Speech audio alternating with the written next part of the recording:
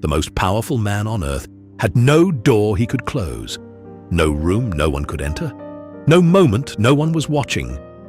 Every meal observed, every word recorded, every breath political. And yet, inside that man, there was a place no emperor could reach, no senator could invade, no war could destroy. How did a man with zero privacy build the most private inner life in recorded history? We live in an age obsessed with privacy. We buy apps to hide our location. We cover our laptop cameras. We feel violated when someone reads a message over our shoulder. Marcus Aurelius had none of that. From the moment he opened his eyes, he was the Roman emperor. There were servants in his bedroom, guards at his door, advisors waiting in the hall, a court of hundreds of people whose entire job was to watch him, interpret him, report on him. He could not eat alone. He could not grieve alone. He could not doubt alone. Every expression on his face was a political event. And here is what makes this extraordinary. The man who had no private life wrote the most intimate document in the history of philosophy. Meditations, his private journal, is the raw, unfiltered record of a man talking to himself, confessing his fears, naming his failures, arguing with his own weakness. He was never supposed to publish it. He never did. Which means Marcus Aurelius found a form of privacy so deep that no emperor, no army, and no senator in Rome even knew it existed. By the end of this video, you will understand exactly how he built it and why the method he used may be the only kind of privacy that actually matters. Block 1. The prison that was also a throne. Marcus Aurelius became emperor at 39 years old. He did not want the job. He wrote about this, not in public speeches, in his private notes, the ones he kept hidden, the ones we now call meditations. "I could have been a philosopher," he wrote. Instead, he was a god, or at least that is what Rome required him to perform. The Roman emperor was not a man with power. He was a symbol, and symbols do not get to have bad days. They do not get to be confused. They do not get to close a door and sit in silence for 10 minutes. Everything around him was designed to project an image.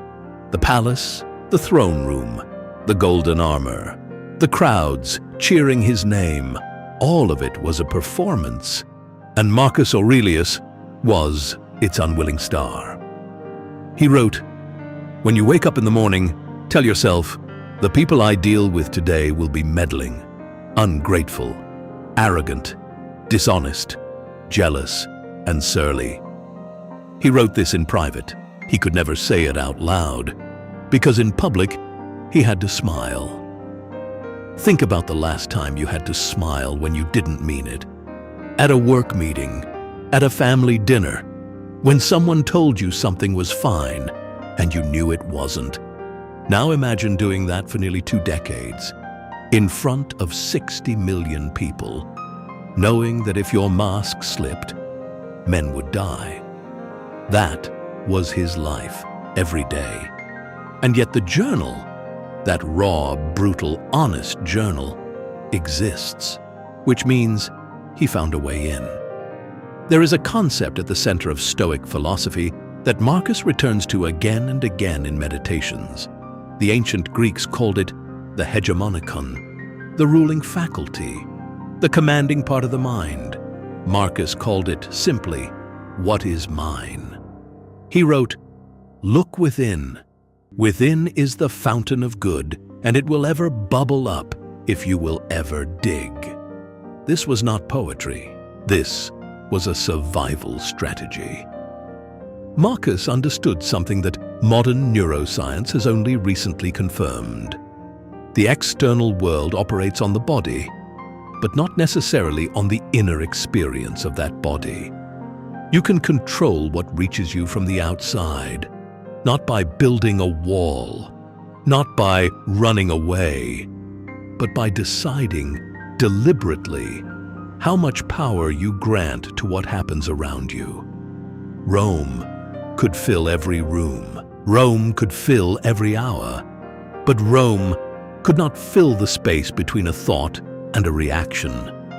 That gap, that tiny fraction of a second between what happens to you and what you decide to do about it, that was Marcus Aurelius's private sanctuary. He trained himself to live in it. And here is what is extraordinary. That space is available to every human being alive. It does not require a closed door. It does not require silence. It does not require anyone's permission. It requires practice. And Marcus practiced it the same way every single morning.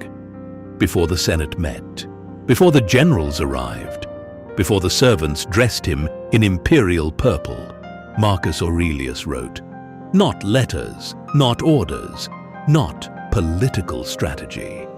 He wrote to himself, the entries in Meditations are not polished philosophical essays. They are arguments, reminders, self-corrections. A man catching his own mind in the act of going wrong and pulling it back. You have power over your mind, not outside events. Realize this, and you will find strength. He did not write this because he already believed it. He wrote it because part of him kept forgetting. The ritual was the privacy, not the physical act of writing. Marcus wrote in military camps, in traveling carriages between battles, not in a quiet room with a fire and a cup of wine. The ritual was the turning inward, the deliberate decision every morning to spend a period of time inside his own mind instead of inside the empire's demands. He called it prosoche, the Stoics' word for self-attention, the practice of watching your own thoughts the way a sentry watches a gate. Modern psychology has a less elegant name for this: metacognition, thinking about thinking, the capacity to observe your own mental states from the outside. Research into metacognitive reflection has found that people who practice this kind of self-examination report significantly higher levels of psychological well-being, even in high-stress environments. Even in environments they cannot control. Marcus Aurelius did not have access to that research. He had nearly 2 decades of personal experiment. And the experiment worked. Here is what most people misunderstand about Marcus Aurelius and privacy. He was not trying to escape his life. He was not trying to become a monk, or retire, or disappear from public view. He understood that was impossible. He never tried. What he was protecting was something more specific. He called it his judgment, his capacity to see things clearly, his ability to respond to reality as it was, not as his fear painted it, not as Rome's propaganda required it to be, not as his grief or his anger or his exhaustion distorted it. Because here is what happens when a man in his position loses that clarity. Wars that should not be fought get fought. Enemies who should be pardoned get executed. Sons who should be guided get flattered. Advisors who should be challenged get obeyed. Marcus had watched what happened to emperors before him who lost their internal clarity. Caligula, Nero, Domitian.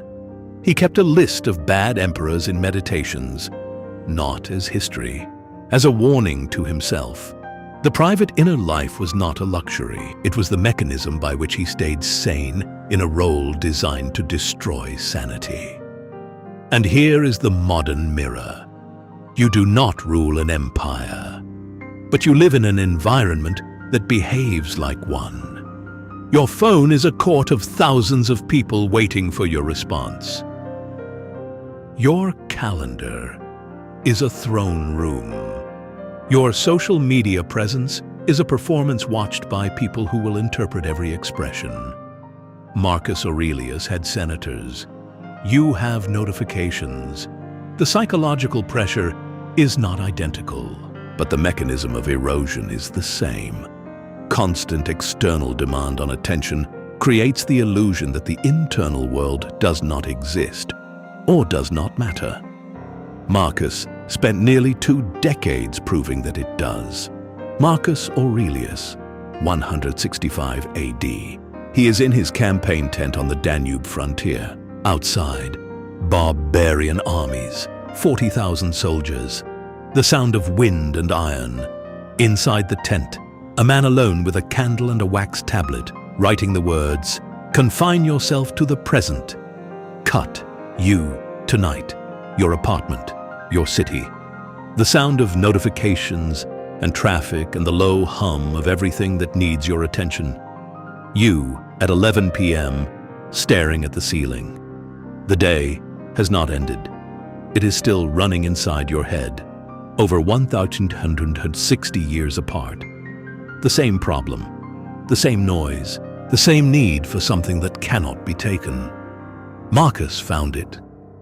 Here is what the Stoics understood about privacy, that our entire modern conversation about it gets completely wrong. We think of privacy as protection from the outside world. Marcus Aurelius understood privacy as protection from your own inside world.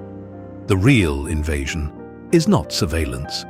The real invasion is the moment your own mind turns against you, when fear masquerades as reason, when exhaustion disguises itself as wisdom, when the voice inside your head starts sounding like your worst enemy instead of your clearest ally. That is the privacy violation Marcus feared. And the method he used to prevent it is almost embarrassingly simple. He named things accurately, not "I'm overwhelmed," but "I have 17 decisions to make today and I'm concerned about 4 of them.